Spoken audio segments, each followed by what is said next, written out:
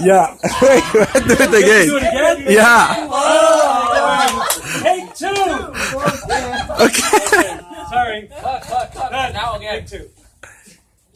Hi, I'm T.H. Culhane from the Patel College of Global Sustainability at the University of South Florida, Tampa, and the Director of Solar Cities, Connecting Community Catalysts, Integrating Technologies for Industrial Ecology Solutions. I'm here at the Arava Institute of the Environment, where I am on a courtesy faculty appointment, one of the faculty members here, and I'm with the MASHAV group, the great MASHAV group that has come from all over the world to study the arts and sciences of sustainability, starting with that core technology, the solar plexus, the nexus of sustainability, which is the biodigester or the domestic dragon. We're very proud because today we have completed in our workshop building the Arava Institute's first Solar Cities IBC-based biodigester system, starting with a single IBC tank for the basic dragon, that blue fire-breathing blue dragon, and a dual IBC gas holder system loosely based on the RT India floating drum digester that I learned from Dr. Anand Karve in Pune, India, but modified to be done using two IBC tanks so that we can do everything with used IBCs which are found all over the world. Speaking of all over the world, we have a great team from all over the world. We want you to introduce yourselves so you can just see how expansive and inclusive this movement is. Why don't you start over there? Hello, I'm Marcelo from Paraguay. Hi. Assalamu alaikum. Sergey from Alaikum Uzbekistan. salam. Saida, Uzbekistan. Welcome. Hello, I'm Olga from Ukraine. Доброй ночи. Hola, Karim from Costa Rica. Julius from Uganda. Xin chào, my name Wong from Vietnam. Maxim Kamdem, Cameroon. Welcome. Shalom, Flavia from Uganda.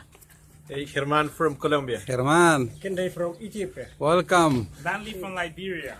And you? Jayashri from India. Doris from Ghana. Maurice Atabonfa from Cameroon. Nali from Liberia. Daniel from Uganda. Victor from Nigeria.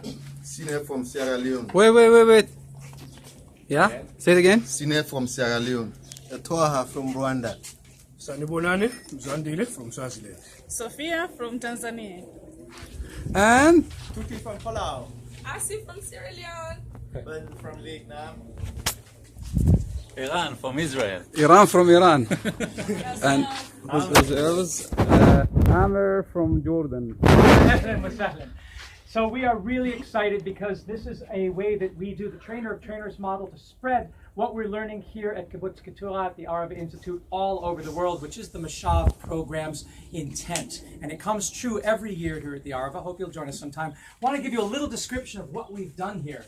The first thing I want to show you is that we find these IBC, or intermediate bulk containers, all over the world. That's why in 2009, with the National Geographic Blackstone Ranch Challenge Innovation Grant, we decided to make biodigesters from IBC tanks the de facto digester for home and community scale biogas because they scale up and down nicely. This is 1,000 liters, which is just enough to produce 1,000 liters of gas when fed 25 liters of food waste mixed with water each and every day. This fire-breathing dragon gets fed over there, if you can demonstrate, into a 4-inch pipe going through a 4-inch uniseal into a 5-inch hole. So we drilled a 5-inch hole, popped a 4-inch uniseal in, and put a 4-inch pipe in. It goes down to the bottom. It has a cut at the bottom. Let the food slide into the stomach or the belly of the beast.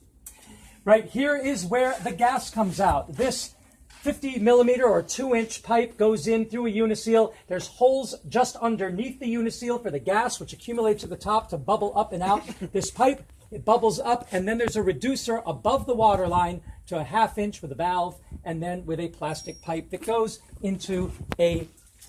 can you measure the pressure? How much gas do you have? Yes, the pressure evolves out at about 8 inches water column, which is about 21 centimeters. That means that the gas can lift 21 centimeters of water. That's why the overflow pipe here, which goes down to the bottom but has a hole drilled in the center so that the effluent comes out when it's already been digested. I say that because the fats will float and be eaten up here, the solids will fall and be eaten down there, but the center is where the stuff that's been eaten naturally comes to the neutral density of water and flows out and up, and that's above 21 centimeters. So that atmospheric pressure can push down on that water, creating a weight that can balance the amount of pressure the gas is being produced at by the microbes, so it's forced up and out and can inflate this inner tube or lift a floating biogas tank, because these have some weight to them. So you need something to give the push of that bacterial pressure a little oomph. And that's what the atmospheric pressure on 21 centimeters of water does. But then, so when this is filled, it is filled all the way up to the top with water above the tank. That gives it that positive pressure. let's say we place this container in La Paz and on the Dead Sea, in the Dead Sea area. So Right. there will be like a difference in the atmospheric pressure. So Yes, there would. So you can start working with this actual height, knowing that it will vary by a few centimeters.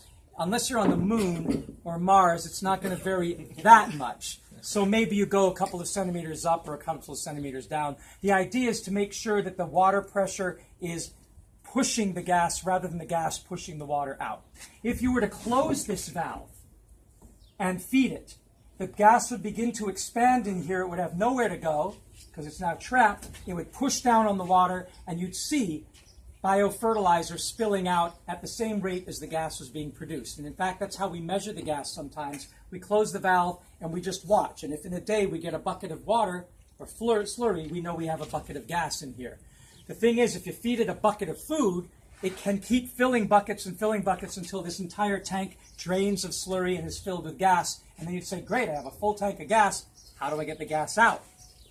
Now I got all this gas. So you'd have to keep putting in 1,000 liters of water to get that 1,000 liters of gas out. That's inefficient, unless you live in a place where it rains every day and you're capturing the rain and funneling it in, as happened in Slovakia and Budapest when we built digesters there under rain spouts for rainwater catcher. Yes, you can use this to store the gas, but you have something to push the gas out. More efficient is to use a floating gas holder. In this case, the idea is there is a tank. You can help me to lift up a little bit. There is a tank that is inside a bath of water. And this one will be filled with water all the way to the top. There we go. And as the gas comes from here, hold that up a second. Imagine instead of going into there, that this is going into a bulkhead fitting with a valve here. Then the bubbles as they go here will begin to fill this up. And because this is filled with water, just like a boat, it will float. So it's going to float up and float up and float up until it's all the way filled with gas. At that point, if there's any further gas, the gas will simply escape out the side. Do not worry, it will not explode. In fact, you probably won't be able to light it because it comes out like this. And you'll hear that when you have your biodigester working at home. You'll hear the gas being produced. It farts once every 5 seconds or so. That's why you can't just stick this hose into your stove and cook with it, because it would be. Can't cook on that. That's why you got to fill up a bladder of some kind, a balloon, an inner tube, or this floating digester. These are what we find to be the easiest to build. We've built these in Farja, Tulkarm, and Auja in the West Bank. We've built them in Florida, and we've built them down in Costa Rica. We've built all over the planet. But this particular design started in Portugal and then went on to Greece. It's been field tested. It works generally well if you cut the sides of this cage and pull it out as we did. If you don't bow this out, this tank will get stuck and it won't go up and down. That's why we still have to bend this out a little bit. As long as this is open enough, this tank rotated, and look on the other side, you can see if you come over here where the lid is. Let's turn this around. Turn it. You see this? This is what was the top of the tank. The tank is not upside down as in an RT India model. It's on its side. We cut off a side of the tank, and you can see that by lifting it all the way out. There you go. See, it's cut. That means you can get inside to put in the bulkhead fitting. So this is cut, and then it just sinks in. You have to have it cut so you can get up inside to screw in the fittings in there. And then it just sinks down into the water. And when it's up this high, you can let it down. This would be 2 hours of cooking on a single burner at medium flame. As it sinks down slowly, now it's 1 hour left of cooking. You can draw lines on it and put the amount of time. So mama in the kitchen can look out the window and say, oh, I want to do some beans. I need another hour. There's another hour. There's a half an hour. Now we're down to 15 minutes. Now we're down to 5 minutes. Now we're out of gas. And each day you can look out and see how much gas you have. That makes this much more convenient than this, because you never really know how full this is, and this maybe would give you 15 minutes of cooking. This can give you up to 2 hours. So even if you're only putting one banana peel in, and maybe that one banana peel produces 1 minute of cooking gas, you'll still store that 1 minute of gas in here. The next day you put in 6 apples, and maybe you get 3 minutes of gas more. The next day, you go and you have a pizza party and nobody finishes the crust, you put it in, you get 10 more minutes of gas. And you keep on accumulating till the weekend and you say, now I'm going to have a barbecue. You can store the gas as long as you can keep it. If this isn't enough, get another 2 tanks, build another gas holder. You can have gas holders all over your backyard and your roof. In China, they have massive balloons the size of this entire atrium that they fill with gas, and they store enormous amounts of gas. That's about it. It's so simple. Please do try this at home. We are professionals. You're now professionals as well. We're the biogas team, the biogas education team, BET, or the best bet for humanity. What is the risk of these kind of systems? The risk is that it might topple the world hegemonic system as we know it. It could stop the military-industrial complex from causing misery and suffering as they consider their wars for foreign oil. It could stop pollution and end cancer, making the medical business have to rejigger how it makes its profits. It has a lot of disruptive potential. It stops deforestation, so that means that there will be more wildlife, and that means that people can go back to hunting and gathering, which means that the world food system run by big agro-industry corporations will have less to do. It produces a fine liquid fertilizer, which means totally organic, pesticide and herbicide-free gardening, which means it will threaten those business interests. Monsanto, you mean? Yeah, it's got for pest. example, Monsanto. Okay. It's a disruptor because it has no downside and only upsides. If you're asking what are the potential dangers that you can encounter as yourself as a biogas user, if you were to fill this up and light it and stick it up your nose, you would burn your nose. It's fire. Don't play with fire. If you burned it here, you could set your hair on fire, and if you didn't tap it out fast enough, it would burn your head. Dangers like that. If you were to drink the fertilizer that comes out, you might get sick. Not as sick as if you had rats and flies and diseases, which this eliminates, but drinking it's not recommended. You could have living bacteria. So put it on your fruits and vegetable plants. Don't put it directly in your mouth. What else can I say about it? If you feed it with bacteria from your toilet and you have cholera, then don't put this on leafy vegetables. If you feed trees with it, the tree roots will take care of any diseases and eliminate them. But don't put this on lettuce if you have cholera. In that case, I recommend don't put your toilet waste in there, just put food waste. What other downsides are there? It can't explode. This is filled with water all the time. This is filled with water. When this is filled with gas, if a terrorist came and shot a flaming arrow into it, then the gas would come out and it would go, and if you were standing next to it, you might burn the side of your face. So don't stand so close, but if you're this far away, you'd be fine. The flaming arrow would go in. The flame would probably go out instantly because it would come out. But if it didn't, it might start to melt the plastic, but as soon as it sunk in the water, it would go out. So it can't really catch anything on fire. If you were to take a scuba tank and inject air into this to mix with the methane, and then throw a flaming arrow in, it might explode. But it would explode to the extent, and I've done it to see what would happen, because it's open, it expands the gas and the thing goes whoop and falls back in the water and you get splashed with dirty water. It'll ruin your tuxedo if you're going out to a ball or your nice dress. So you wouldn't want to put air into it and then put a flaming arrow into it because you might get dirty. I'm trying to think of other ways you could make it dangerous. It's really hard. It's 30 to 40% carbon dioxide, which is a flame extinguisher, and 60 to 70% methane, which is flammable. But methane rises and is lighter than air and quickly disperses. So when we've done this in people's basements and in their kitchens and in their homes, as long as there's a tiny crack somewhere, like a window, all the methane leaves, the carbon dioxide stays, and you can't get ignition. Doesn't pool on the basement floor and cause the house to explode. What is the lifespan of such a system? Depends on if you stick it out in UV. If you've painted it and it is protected from the UV, it could last for 30, 40 years. This is a very hardy plastic. On the other hand, ones like this you can see are becoming brittle, and if they're stuck out in the UV, as we saw in Palestine, when we used one, it cracked. So you do want to paint them, and you want to put plastic bags over them or somehow protect them from UV radiation. Then they'll last for decades. And if they don't, then you just get another one, because as you saw, you can put this together in about an hour, and this in a couple of hours, if you have the right tools. And so and they're junk. These are thrown away all the time. They're intermediate bulk Some of them are really like with the chemical waste and chemical. So aren't you concerned about your bacteria? No, as Dr. Carvey said to me, they're just bacteria. In other words, he said if you poison them, take a crap in a bucket and throw it in, you've introduced new bacteria. Because you carry in your gut all the microbes necessary to start a biodigester. We tend to get them from horses because they're easy to find, but you can use cows, pigs, humans. I used my baby's diaper waste to start a digester. You can use your dog, you can use your cat, alpacas. You put in, even if you put in one piece of shit, stop that in there. That will start a biodigester, but it may take many, many weeks because the microbes... You put it inside there? He put it inside there. He did. He can do another one. Another one. So you can always do that, and that's why we leave this open if you want to do it quickly. Look at me. Okay. Go ahead. Look. Yeah. So you can put as much as you want in. If you do a little, it'll take longer. We've also started them on septic powders. If you go to the hardware store, you can buy these powders to put down your drain for your septic system.